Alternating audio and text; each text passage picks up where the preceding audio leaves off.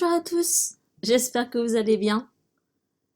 Actuellement, l'automne arrive et il pleut des cordes. Donc si vous entendez un petit bruit, c'est ça. J'espère en tout cas que vous avez pu commencer à explorer votre créativité, que vous avez commencé à croquer, à dessiner.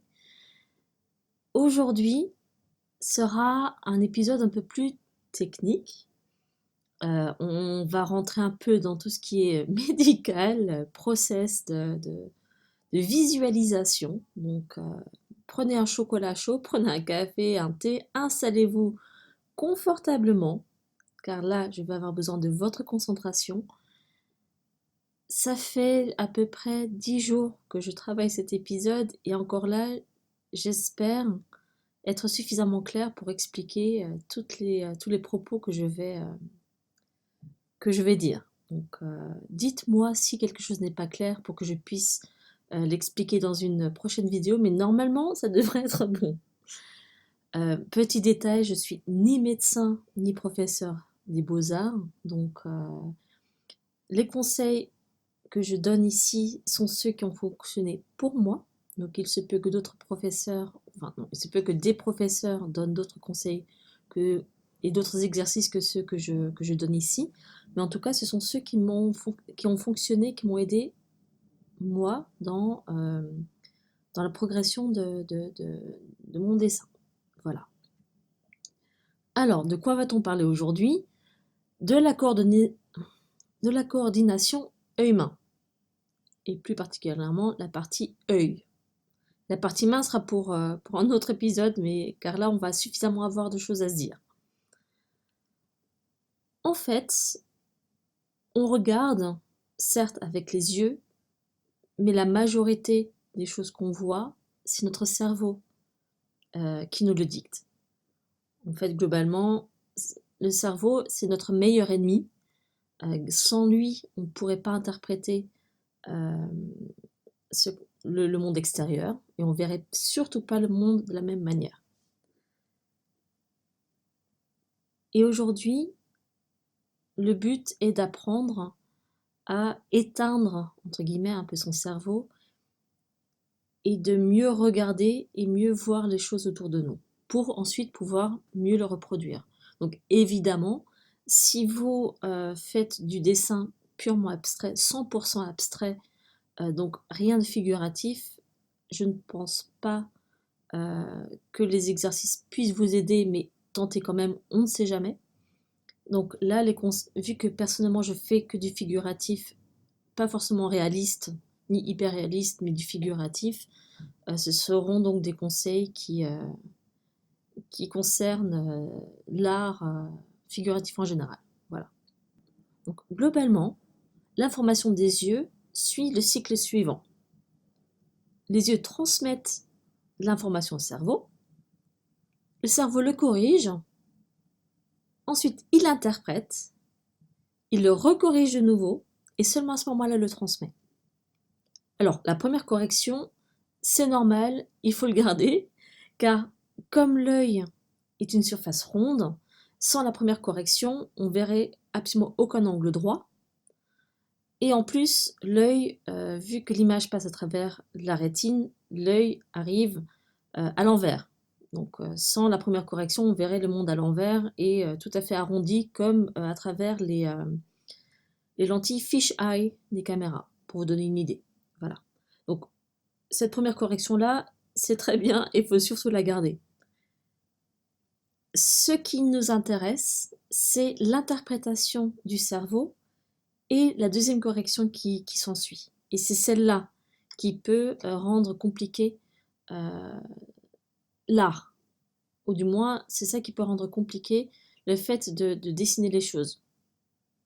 Et là, évidemment, les sceptiques entre vous vont dire non mais Swazik, car oui je m'appelle Swazik, non mais Swazik, tu n'es pas médecin, donc ce que tu nous racontes, c'est des bêtises et notre cerveau n'interprète pas, il nous transmet exactement ce que les yeux nous disent. Très bien, j'entends, et je vais donner deux exemples. Par exemple, premier exemple, la lecture. Au début, on lit toutes les lettres. Et au fur et à mesure, le cerveau reconnaît les mots et au lieu de les lire, ou du moins au lieu de prendre le temps de lire le mot, reconnaît l'image du mot et le transmet immédiatement. C'est pour cela qu'il y a ces fautes d'orthographe faites de manière exprès qu'on ne remarque pas immédiatement. Si la première et la dernière lettre sont à leur place et que le nombre de lettres sont corrects, il y a de fortes chances qu'on ne remarque pas au premier coup d'œil les fautes d'orthographe ou les inversions des lettres.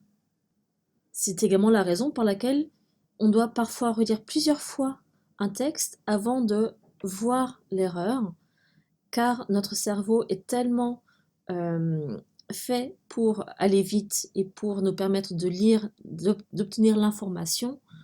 Il va d'abord se baser sur l'information et ensuite sur la forme. Donc d'abord sur le fond et ensuite sur la forme. Deuxième exemple, en dessous d'un certain nombre, il suffit d'un coup d'œil pour compter.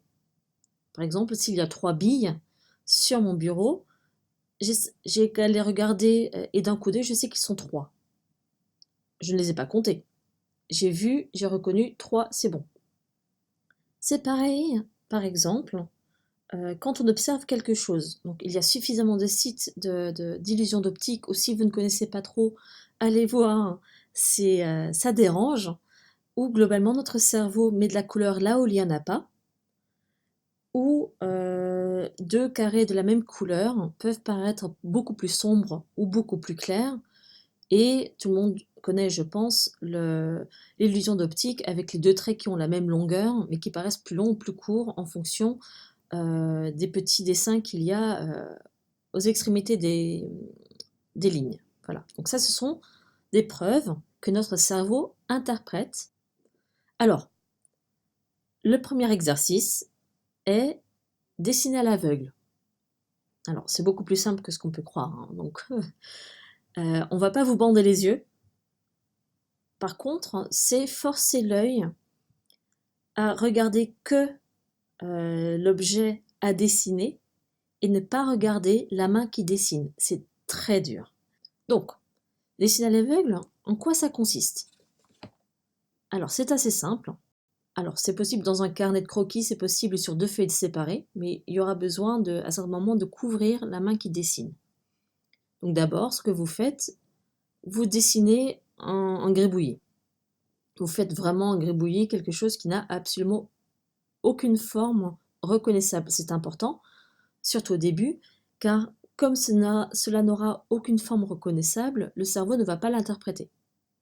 Ensuite, vous prenez une deuxième feuille, vous prenez un stylo dans votre main ou un crayon ou peu importe, et vous mettez par-dessus ou bien une feuille vierge ou bien la feuille sur laquelle vous avez gribouillé. Peu importe, le plus important étant que votre main qui dessine ne soit pas visible. Ensuite, et c'est là le plus dur, prenez le temps de bien regarder les formes du gribouillis et au fur et à mesure que vos yeux suivent le tracé du gribouillis, dessinez avec votre main cachée. Voilà, donc vous y allez lentement. Il faut que vous passiez au moins 1 minute à le faire. Donc il faut vraiment y aller très lentement. Regardez pas, ne trichez pas, ne regardez pas ce que fait votre main. Et quelque part, ce que fait votre main n'a pas d'importance, car l'important dans l'exercice n'est pas d'avoir un résultat identique au gribouillis, mais bien, le but est de regarder de manière active ce que vous faites. Donc vraiment, glissez le long, au lieu de faire un aperçu d'un coup d'œil, de vraiment regarder les lignes et en parallèle avec la main de faire le dessin. Voilà, ça c'est le premier exercice. Globalement, tous les exercices consistent à empêcher votre cerveau de reconnaître des formes et ainsi de l'interpréter. Donc, deuxième exercice, les espaces négatifs. Je pense que vous avez déjà tous vu l'illusion d'optique où il y a d'un côté un vase, mais quand on regarde de près, ce sont deux visages. C'est exactement ça, l'espace négatif. À savoir, quand vous dessinez quelque chose, au lieu de dessiner l'objet en lui-même, vous dessinez tout ce qu'il y a autour. Vous dessinez l'espace vide qu'il y a autour. J'ai prévu un épisode dédié à cette technique-là. Donc là, je vais passer très rapidement pour vous montrer comment je dessine ou comment on peut dessiner des nuages assez facilement en dessinant l'air qu'il y a entre. Mais j'ai prévu de faire un épisode spécial espace négatif, car la technique d'espace négatif peut vraiment faire de très chouettes effets sur tout ce qui est perspective ou amas d'objets, c'est très très chouette. Voilà. Donc là, vous voyez, je dessine les nuages, ou du moins non, je dessine tout sauf les nuages. Je dessine l'air et le vide entre les traits forme en fait les nuages. C'est ça l'espace négatif. Cela peut également aider lorsque vous avez des soucis. Par exemple, vous voulez dessiner quelqu'un qui a le bras sur la hanche et vous avez l'impression que votre bras il est trop long, pourtant la main est bien au bon endroit. Bon, l'épaule évidemment est attachée, mais il y a quelque chose qui cloche. Regardez l'espace négatif entre le bras et le corps peut permettre parfois de rectifier une pose, là où rien que le fait de se baser sur le bras en lui-même ne permet pas de voir où se trouve l'erreur. Donc ça, c'est vraiment une bonne astuce. Troisième, alors, étant enfant, j'avais beaucoup ce type de cahier de coloriage, je ne sais pas si ça existe encore. C'était où une image d'un côté avait une grille par-dessus et en face, il y avait la même grille et le but c'était de dessiner carré par carré. Sans savoir, c'est un excellent exemple de comment forcer le cerveau à ne pas regarder le sujet dans sa totalité, mais le déconstruire dans des parties abstraites.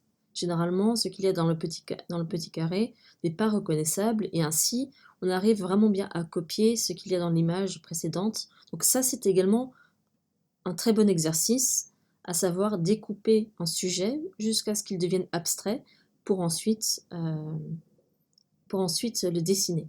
Alors, tous les indices avant étaient majoritairement pour les formes, sauf le dernier qui peut également être pour les couleurs, mais là, mieux voir en obstruant la vue. Donc prenez une feuille, découpez un petit carré ou un triangle, un rond, ou ce que vous voulez, et posez-le sur ou posez-le devant ce que vous souhaitez dessiner pour voir, en dehors de son contexte, la couleur que vous voulez mettre. Donc c'est à ce moment-là que vous allez remarquer que dans le visage, il y a plusieurs teintes de bleu, de violet, de vert, là où notre cerveau va vous indiquer que non, un visage est couleur chair et que donc forcément c'est marron ou c'est noir ou c'est rose ou c'est orange, enfin bref. Votre cerveau va vous indiquer qu'il faut forcément aller dans les couleurs chairs de tous les types de peau, là où il peut y avoir du violet, du vert, du bleu, du jaune, des couleurs qu'on ne s'attend pas. Et c'est ça justement la beauté du dessin. Et en obstruant la vue, en ne regardant vraiment que la couleur en elle-même et ne plus voir ce qui l'entoure, sort de son contexte la couleur, fait oublier au cerveau qu'il s'agit d'un visage ou d'un corps ou ce que vous voulez. Et là, vous allez enfin voir la couleur comme elle est. Vu que le cerveau ne sait pas comment l'interpréter, il va vous montrer la couleur telle qu'elle est. Et le dernier, mais bon, c'est un exercice long et qui ne se termine jamais, c'est comprendre la structure et comprendre le sujet qu'on dessine. Si vous ne savez pas, si vous ne comprenez pas votre sujet, vous n'allez pas pouvoir le regarder correctement. Je prends par exemple, si vous, admettons, vous faites quelque chose que je ne conseille pas du tout, mais bref, si vous le faites, voilà, admettons que vous calquez un dessin, d'accord? Le dessin réalisé ne sera jamais aussi bon que le dessin original. Tout simplement parce que la personne qui a fait le dessin original savait pourquoi ce trait-là est là, et que vous, rien qu'en voulant copier les lignes sans comprendre la structure qu'il y a derrière, forcément il y a des mini-déviations qui ne sont peut-être très difficilement visibles, trait par trait, mais qui dans sa globalité se ressent immédiatement. Et donc comprendre la structure veut dire qu'il faudra étudier, apprendre la perspective, la structure, comment apprendre à faire comment dessiner des cylindres, etc. Donc ça vous poussera, ça vous obligera à toujours continuer à vous instruire. Même si vous voulez dessiner du manga, même si vous voulez dessiner des comics et vous ne voulez pas faire de l'hyperréalisme, sachez que les dessinatrices de manga, donc les mangaka ou les auteurs de comics, sont d'excellents artistes. Ce n'est pas parce que c'est de la culture populaire que c'en est moins difficile ou moins travaillé. Voilà. Ce qu'il faut savoir, c'est que beaucoup de ces exercices fatiguent beaucoup les yeux.